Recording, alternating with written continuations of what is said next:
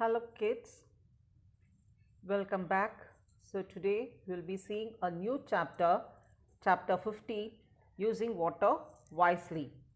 Okay, so this chapter you will be studying how you have to use the water carefully without wasting, because water is very precious and we have to be very careful when we use it. If you waste it, then you cannot replace the water wasted. Okay, so now you all know that water is in a liquid form, right? So liquid form, water is not a solid, because water can flow from one container to the other. Then water, but if it is a solid, for example, if it is like a stone, can a stone flow from one place, one container to another? No. So stone, it is very hard, whereas water is in a liquid form. So you can just pour it from one container to another. Then it can flow from one container to another. Another thing is the water, they don't have a fixed shape. If for example, if you take a pencil, then the pencil, it will be in this shape. But if you take water, it doesn't have a fixed shape, but it takes the shape of the container in which it is stored. For example, if the water is in a bottle, then it takes the shape of a bottle. If the water is in a test tube, then it takes the shape of a test tube. If it is in a flask, then it takes the shape of a flask. So water does not have any particular shape and or size. It takes the shape or size of the container in which it is stored, right? So water, they don't have a fixed shape or size, and also the water can flow from one place to another. So you can pour water, or you can pour every liquid, any liquid, you can pour it from one container to another. Liquid in the sense, it can be water, it can be milk, it can be juice, it can be medicines, all these are in liquid form. So if it is in a liquid form, then it doesn't have a fixed shape or size. It takes the shape of the container in which it is stored, right? Container means vessel in which it is stored. If you think of water, it is stored in a broad vessel, and also you will have to cover it with a lid. You will use a broad vessel to store water, and we cover it with a lid, right? Now coming to the rain. You know, rain is the most important source of water. So I have told you earlier also, if there is no rain, then there won't be any water in your river, lake or pond, etc. All these will dry up. So this rain is bringing water to our earth. So it is the most important source of water, and it is also the purest form of water, right? So when there is rain, then you will find many insects and also worms coming out from the soil. They also enjoy the rain. Then children, they also enjoy rain. You find them bathing in rain. You find them playing. They make paper boats and they try to sail it in the rainwater. Then you find them swimming in the rainwater. So everyone, they are enjoying the rain. Then even the plants, they enjoy the rain. You find the plants with fresh and green leaves, and they are also very much happy. The plants are also so happy, it will be lush green in color.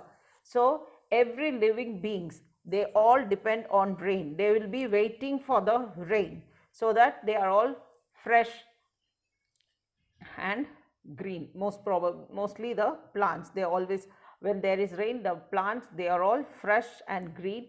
Even the small animals, the insects, worms, they also enjoy the rain, and they will be coming out. Actually during the rain they will come out. Then children also, they enjoy rain. When there is rain, they will be outside the house. They try to sail small paper boats, and also they play in the rainwater. Okay, now we will see about how we get rain. So you will all know, we find the rain coming from the clouds, but how the clouds are formed and how we are getting the rain, we will be seeing. So rainfall helps the water to circulate on the surface of the earth by the process called water cycle. So by learning water cycle, you will know how we are getting the rain. So this rainwater, what happens?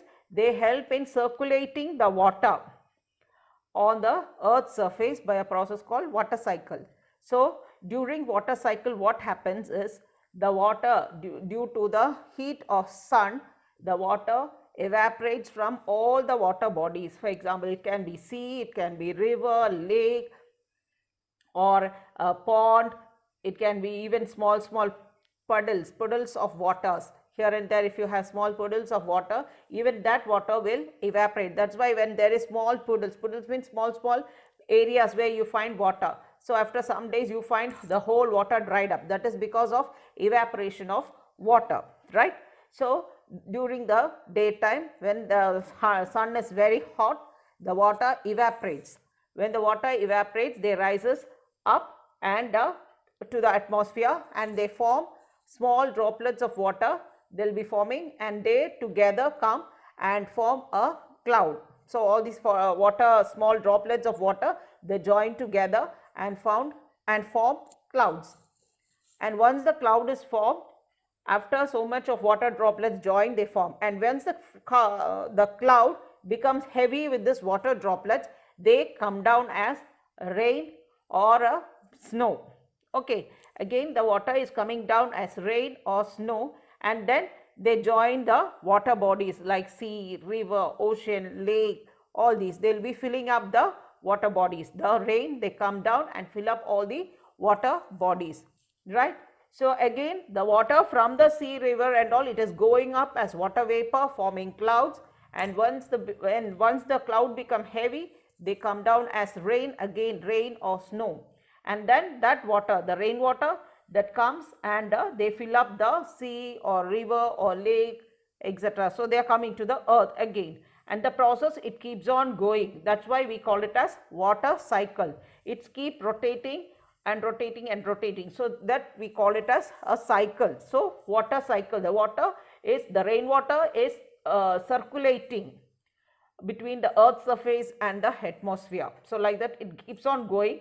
So we call it as water cycle. Okay. So as I've told you earlier, rainwater is the main important source of water, and also it is the purest form of water, right? So with this we will end today's session. The next section we'll see the balance or the other part of this lesson. Okay. So with this, let me stop here. Have a nice day.